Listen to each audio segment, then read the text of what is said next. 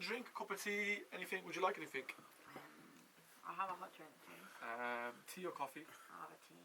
Tea, sugar? You know me, bro. Yeah. You know me, bro. Tea, 2 sugars, yeah? You know me, Yeah, bro. same. 2 sugars. Do you have any milk? Yeah, we do, Yeah. yeah. Okay. Bless, bro. You don't want anything, are you sure? Okay. She's been sitting there snacking, that's why. Crispy rolls, croissant. All you hear is... All the works.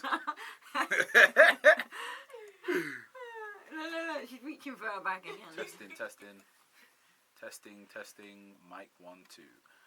Okay, and we are back with Queen Isabella Wisdom, absolutely dropping the bars, and it's only right to get back into it with a bad boy bar that she's just dropped from a book by 50 Cent. So I normally ask people what is a book that they're reading at the moment or a book that's added value to their life. So hit us with that bar again, please. So he says, sometimes the things that you thought you cannot live without are standing in the way of you and your best life. Boy. I need like a pull-up button or something on this, man. That was bars. Baralicious. That was crazy. So, if you're hitting that wall and you're like, I need this. Sometimes, guys, it's okay to let it go. Sometimes it's okay to drop things because the abundance is on the other side of that wall sometimes, man. So, 100. Yeah. Okay, cool. So, what I want to talk about is we've both had similar experiences with and being around money, and seeing that it doesn't actually equal happiness. It provides opportunities. It allows you to feel good, but it doesn't actually always provide happiness. I wanted to just kind of talk on that and explore that, because there's a lot of young listeners that listen to this, and I think it's really important for, especially in how the world's getting more and more materialistic, to really, really touch on that. So what would you say on that? I think first thing first, people need to understand that social media is an illusion. I think every single person on social media is a different person behind social media. And money isn't everything. You know, don't get me wrong, like you said, it's a vehicle. And for me, because of what's happened in my life, because of what I've seen in my life, because I've seen kind of what chasing the money has led to with very, very kind of close family members of mine, I make sure that there's always purpose and there's no kind of why I try. It's not easy with everything, because obviously the real estate market that I'm in now is very money driven. But I feel that once you have a checklist or once you've got a vision board, then you know where your money's going. And I feel earlier on in my career, or doing whatever kind of things I had to do in order to repay my debt back and stuff like that, there was no that end result. So I didn't have a vision board in terms of what I'm working towards, because when people just make money, it's just to splash on a new Christian Dior top, you know? What's a £500 top doing for you? But it might be you want to, I don't know, save up for a house, save up for a nice holiday. So I feel like money creates memories. And for me, the memories that I want to give my family, and the memories that I want to share with my partner and my daughter, and the memories I want to share with like all my nephews and my mum and my dad and all of those things, yes, money will allow me to do that. But I wouldn't just sit there having the money burning a hole in my pocket, because it doesn't do anything. And you sitting there, for me, it probably makes you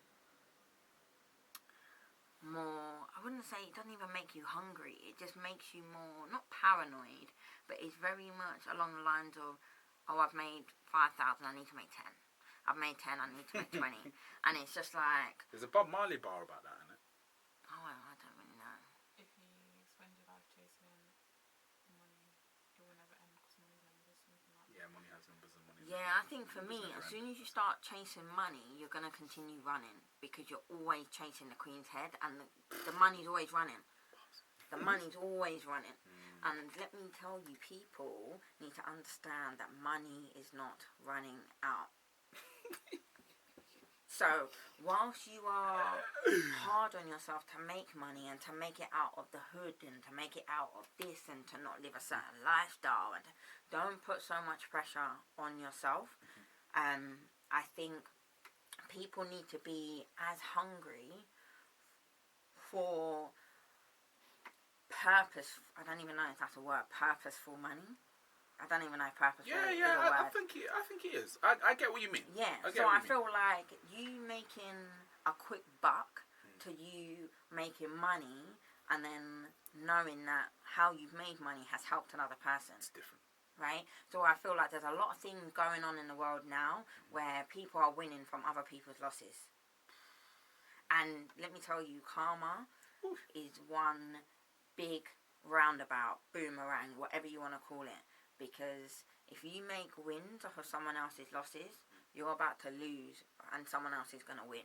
Like that's just the relationship money has in this world. Common cycle. I understand why people say like money is the root of evil and da-da-da-da-da.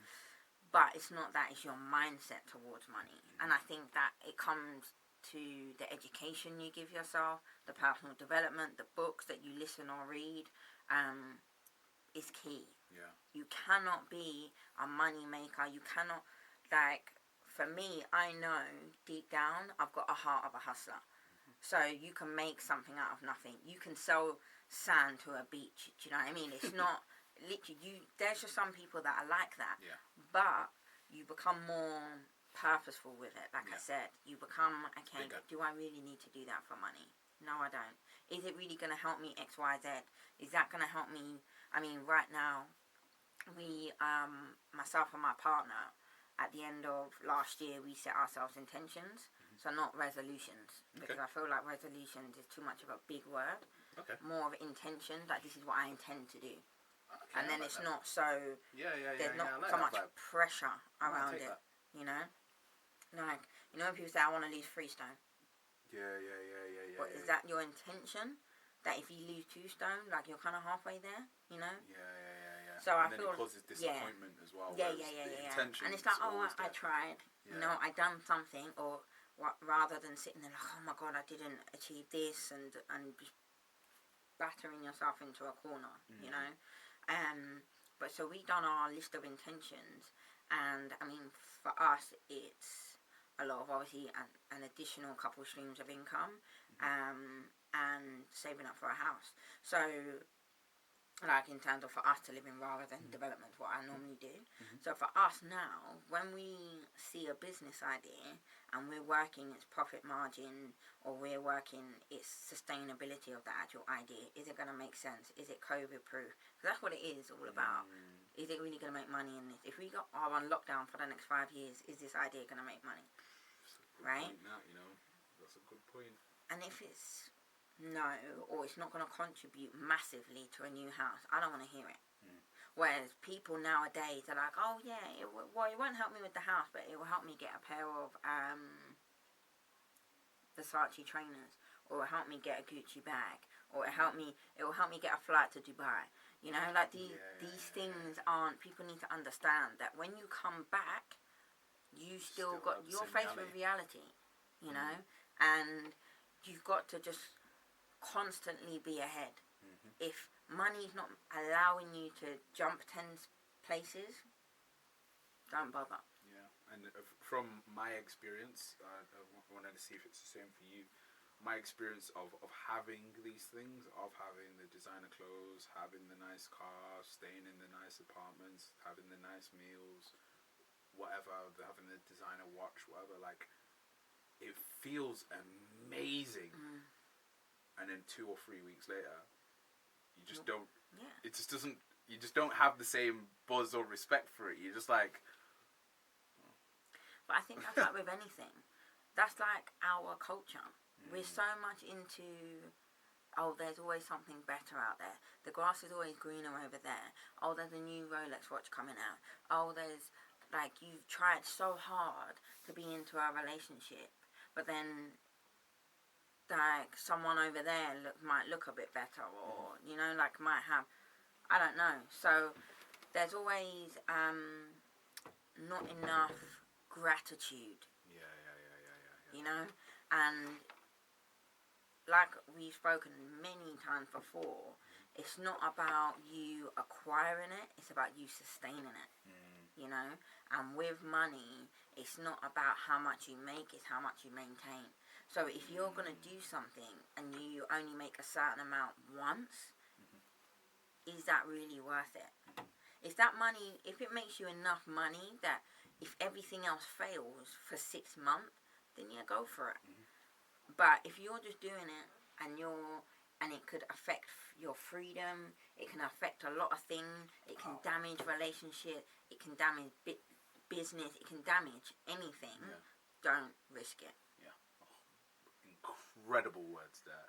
If anyone's just had that, I suggest you listen back to it twice if you're listening on the podcast, because I think that might have gone over a couple of heads what you've just said there, but you've just literally gave someone the blueprints for life there. And one of the fundamental beliefs that I have currently, which I'm sure you share, is that there's a major difference between being rich and being wealthy. It's 100%. completely different things, and I think there's a huge misunderstanding Yeah, 100%. of the two, and people have kind of merged that being rich is being wealthy, and it's like, no, it's really not the same thing. I think with wealth, happiness is kind of tied into it. And I think you look at someone like Mr. Jeff from Amazon. Man, like, Okay, so you're rich, but you've just given half of your wealth away to your ex. 83 billion. You can't tell me that was a happy divorce. Like, you cannot. I don't care what anyone says to me. And this was one of the things for me. There was a lot of, you know, when the memes come out. Oh my gosh, this is what you women are like. You see, like, you've gone into something just because you want to suck everything out of us men. And the men was, the women were like, oh yeah, find you a Jeff. And it went on and on and on. And I was getting really